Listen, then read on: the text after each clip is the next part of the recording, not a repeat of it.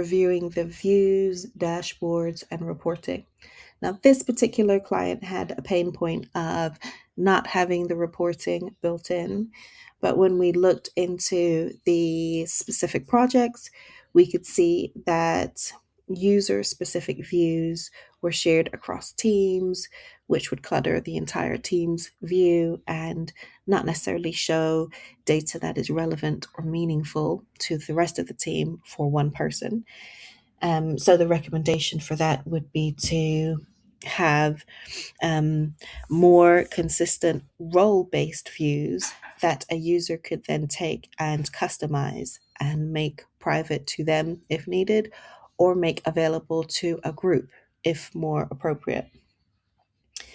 And because the teams were seeing views that were not necessarily relevant, they were just creating their own search every time they wanted to see information. So that made it difficult for them to use.